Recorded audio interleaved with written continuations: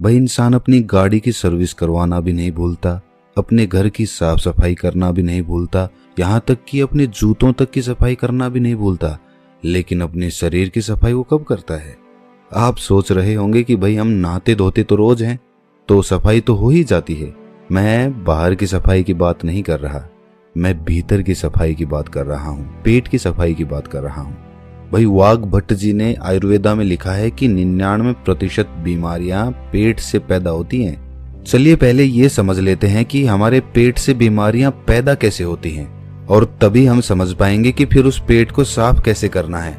आपको ऐसे बहुत सारे लोग दिखेंगे जो अपनी बीमारियों के कारण दुखी रहते हैं, डॉक्टरों के पास घूमते रहते हैं, किसी वैद्य के पास जाते रहते हैं, और फिर उनका जीवन दवाइयों के सहारे चलने लगता है। और ये भी हकीकत है कि उन दवाइयों से उन्हें कुछ देर के लिए तो आराम हो जाता है, लेकिन उस बीमारी की जड़ कभी नहीं जाती।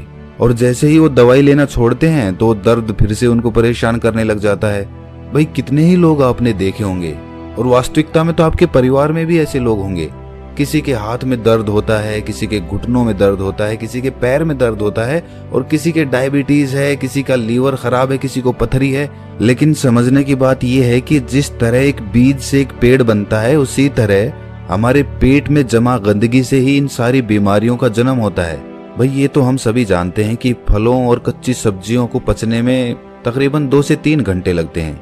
वहीं पर अगर हम अनाज की बात करें, जैसे गेहूं या फिर कोई और अनाज, तो उसको पचने में 5 से 6 घंटे लगते हैं। लेकिन अगर हम बात करें मांस या मछली या फिर नॉनवेज की, तो उसको पचने में 15 से 20 घंटे लग जाते हैं। अब जो हम खाते हैं वो किस तरह गंदगी के रूप में हमारे शरीर में जमा हो जाता है, ये बड़े ध्यान से समझना।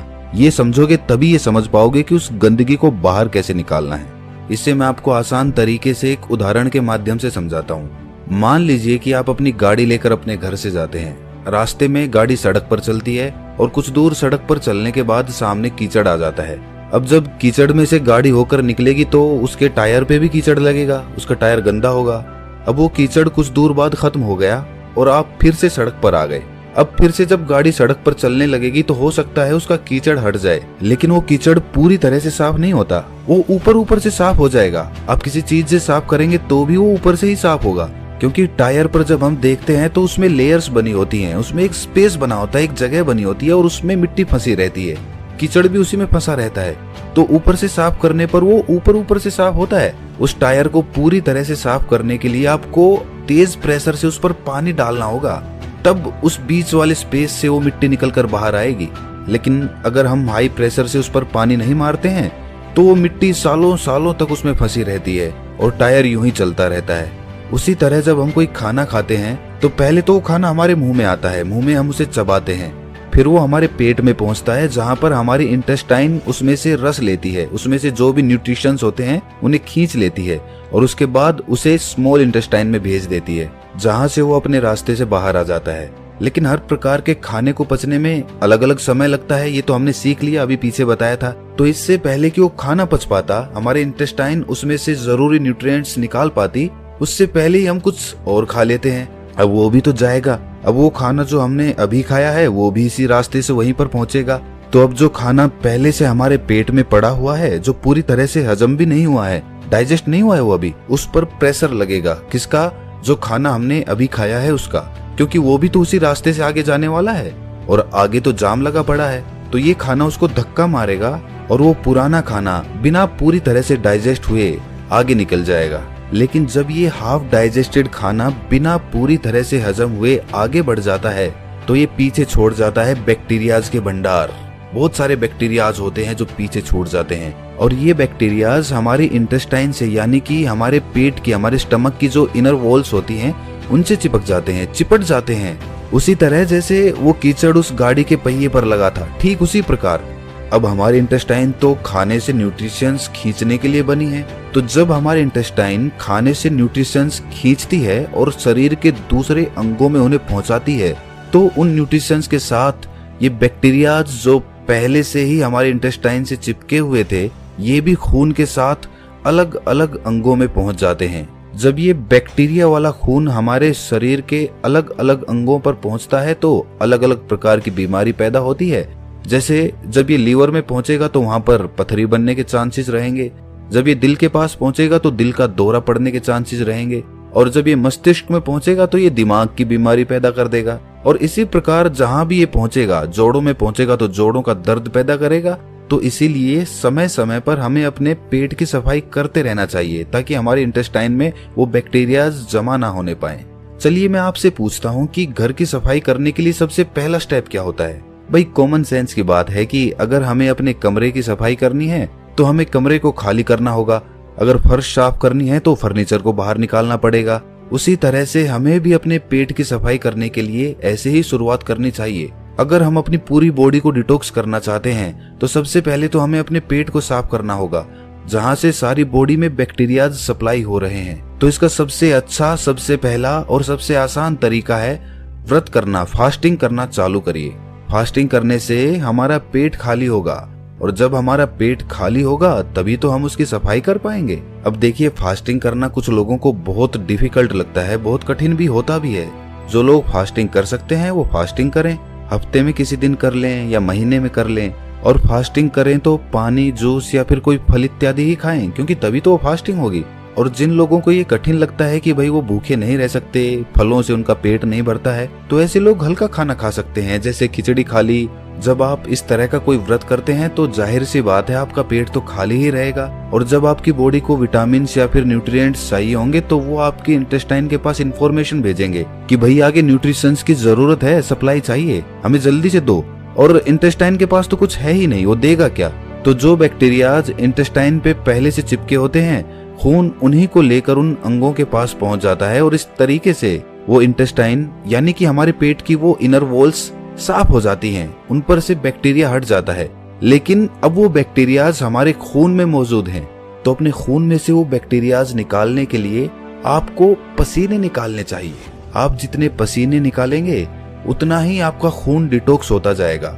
जो हमारी स्किन में छोटे छोटे पोर्स होते हैं ना, जहाँ से पसीना बाहर आता है, तो उस पसीने के साथ जो हमारे खून में जो अनवांटेड मटेरियल्स होते हैं वो भी बाहर आ जाते हैं। लेकिन एक बात सच बताना, आप में से बहुत सारे लोग ना सोचते तो होंगे कि कल से हम अच्छा रूटीन बनाएंगे, डेली एक्सरसाइज करेंगे, अच्छा खाना खाएंगे और अपने शरीर का ख्याल रखेंगे। लेकिन अगली सुबह आते ही आप भूल जाते हो, फिर से वही रूटीन, फिर से लेट उठना, फिर से ऑफिस में जाना, और फिर से आकर उसी तरह से रात में लेट सोना। देखिए, इसमें गलती इंसान की नहीं होती, इंसान का रूटीन ही ऐसा हो गया है। वो कभी रात की ड्यूटी करता है तो कभी दिन की ड्यूटी करता है, तो इस तरीके से उसका कोई रूटीन फिक्स हो ही नहीं पाता, और वो अंदर ही अंदर अपने मन में निराश होता चला जाता है। भाई किस तरह से एक्सरसाइज स्टार्ट करोगे? टाइम तो मिलता ही नहीं तुम्हें, कैसे अपना ख्याल रखोगे बताओ मुझे। तो दोस्त, इसके लिए विकल्प होते हैं। अगर तुम ध्यान से सोचोगे, दिमाग लगाओगे, तो तुम्हें ऐसे तरीके मिल जाएंगे। भाई इसके लिए हमें जापान के लोगों से सीखना चाहिए। जापान के लोगों का भी शेड्यूल इसी तरह बिजी रहता है, उन्हें टाइम मिल ही नहीं पाता कि वो एक्सरसाइज करें। उस देश में भी ज्यादातर लोगों को टाइम मिल ही नहीं पाता कि वो एक्सरसाइज कर लें, इसीलिए वो अपने पास एक साइकिल रखते हैं। कहीं जाना हो इधर उधर, छोटी मोटी जगहों पे, ज्यादा दूर नहीं जाना हो, वहां पर वो अपनी साइकिल का इस्तेमाल करते हैं, वरना तो पब्लिक ट्रांसपोर्ट में या फिर खुद की कार से ट्रेवल करते हैं। ज्यादा दूर नहीं, लेकिन छोटी जगहों पे कुछ दूर जाने के लिए वहां तो हम साइकिल का इस्तेमाल कर सकते हैं। इससे हमारी थाइज में जो पेल्विक मसल्स होती है ना, उन पे बहुत अच्छा काम होता है। साथ में हमारा पसीना भी निकलता है, तो उससे हमारी बॉडी भी डिटॉक्स हो जाती है, और इसके साथ ही कोई पोल्यूशन भी नहीं होता, प्रदूषण से भी हम बचे रह जाते हैं। अगर साइकिलिंग करने में इंटरेस्टेड नहीं हो तो फिर डांस कर लो या फिर रनिंग कर लो, जिस तरीके से भी हो, बस अपने शरीर से पसीना निकालो ताकि आपके जो पोर्स है ना स्किन के, वो एकदम क्लियर हो जाए। होता है उनको जल्दी पकाने के लिए या फिर उन पर कोई रोग ना लग जाए, इसलिए उन पर दवाइयों का छिड़काव किया जाता है। और जब हम उन फल और सब्जियों को खाते हैं तो वो पेस्टिसाइड्स हमारे अंदर, हमारी बॉडी में एंटर कर जाते हैं। तो उन पेस्टिसाइड्स की वजह से हमारे अंदर बहुत सारे बैक्टीरियाज पैदा होते हैं, जिनसे बहुत सारी बीमारियां पैदा होती है। और सबसे बड़ी बीमारी जो उससे पैदा होती है वो होती है कॉन्स्टिपेशन की। कुछ लोगों को हमेशा कॉन्स्टिपेशन रहता है, वो जब भी सुबह बाथरूम में जाते हैं तो उनका पेट अच्छे से साफ ही नहीं होता। इसकी वजह से वो पूरे दिन परेशान रहते हैं, स्ट्रेस में रहते हैं, कुछ भी अच्छा नहीं लगता, कुछ खाने का मन नहीं करता, भूख नहीं लगती। तो उन लोगों के लिए त्रिफला चूर्ण सबसे अच्छी औषधि मानी जाती है। त्रिफला के नाम से ही पता चलता है कि ये 3 फलों से मिलकर बना होता है। आंवला और हरड़ त्रिफला चूर्ण के मेन कंपोनेंट्स होते हैं। आंवला में विटामिन सी होता है, फाइबर होता है, और वहीं पर हरड़ एक बहुत अच्छा एंटीबैक्टीरियल होता है, जिस दिन आप सुबह सुबह नींबू पानी नहीं पीने वाले, उस दिन आप त्रिफला चूर्ण का सेवन करें। 1 छोटी चम्मच अच्छे से गुनगुने पानी में मिलाकर पी जाओ। उसके बाद देखना क्या कमाल होता है, खाना अच्छे से डाइजेस्ट होगा। सुबह पेट इतने अच्छे से खाली होगा कि पूरा दिन हल्का हल्का महसूस करोगे। और इसे भी रोज लेने की जरूरत नहीं है भाई। 1 हफ्ता आपने नींबू का पानी ले लिया, फिर किसी दूसरे हफ्ते आपने त्रिफला चूर्ण का सेवन कर लिया। इस तरह अल्टरनेट तरीके से इनका इस्तेमाल करना है। कहीं पता चले कि आप नींबू पानी भी पी रहे हैं और साथ में त्रिफला चूर्ण का भी सेवन कर रहे हैं, ऐसा मत करना। अच्छा, एक राज की बात बताता हूँ। जो लोग अल्कोहल ज्यादा पीते हैं ना, उसकी वजह से उनकी बॉडी में एसिडिटी बढ़ जाती है। तो ये जो त्रिफला चूर्ण है, ये उस अल्कोहल के इफेक्ट को भी बहुत कम कर देता है। अच्छा देखिए, अगर आप पहले से कोई और दवाई ले रहे हैं तो त्रिफला चूर्ण को अवॉइड करना या फिर अपने डॉक्टर से कंसल्ट करके तभी लेना। अच्छा, एक और बहुत अच्छा तरीका होता है बॉडी को डिटॉक्स करने का, और वो है कि खाने से पहले फ्रूट्स या फिर सैलेड खा लो अच्छे से पेट भर के। उससे क्या होता है कि फलों में और सलाद में ना फाइबर होते हैं बहुत अच्छी मात्रा में। जब वो फाइबर हमारी बॉडी में पहुंचते हैं तो वो ल्यूब्रिकेशन पैदा करते हैं, जिस ल्यूब्रिकेशन की वजह से जो हम खाना खाते हैं वो कहीं पर अटकता नहीं है, वो आसानी से नीचे चला जाता है। और खाना कभी भी पूरा पेट भर के मत खाना। खाना हमेशा 80% के लगभग ही खाना चाहिए। 20% जगह पेट में खाली रहनी चाहिए। ये सारे तरीके आपकी बॉडी को पूरी तरह से डिटॉक्स कर देंगे। इनमें से कुछ तरीके थोड़े आसान हैं तो कुछ तरीके थोड़े कठिन हैं। आप अपनी सुविधा के अनुसार कोई भी तरीका अपना सकते हैं, लेकिन ये सारे तरीके बॉडी को डिटॉक्स करने के लिए हैं। माइंड को डिटॉक्स करने के लिए कुछ अलग तरीके होते हैं। अगर इस वीडियो में हम डिस्कस करेंगे तो ये वीडियो बहुत लंबी हो जाएगी, लेकिन आप ये जान लीजिए कि जितना जरूरी बॉडी को डिटॉक्स करना है, उससे कहीं ज्यादा जरूरी माइंड को डिटॉक्स करना होता है। क्योंकि हमारे माइंड में ना बहुत सारा स्ट्रेस है, बहुत एंजाइटी है, बहुत सारे डर है, फियर है, ईर्ष्या है, जलन है, द्वेष है, पता नहीं किस किस तरह के इमोशंस हमारे दिमाग के अंदर भरे पड़े हैं, जो कभी खाली ही नहीं होते, जो वहीं पर अटके रह जाते हैं और हमें हमेशा परेशान करते रहते हैं, नई नई बीमारियों को पैदा करते रहते हैं। उससे मानसिक बीमारियां बहुत सारी पैदा होती हैं। डिप्रेशन हो जाता है, हमेशा दुखी रहना, खोया खोया रहना, समाज से कटके रहना, किसी से मिलना जुलना नहीं, कॉन्फिडेंस कम हो जाना, अपने एक्सप्रेशन दूसरों के सामने एक्सप्रेस ना कर पाना, ये सारी प्रॉब्लम्स माइंड डिटॉक्स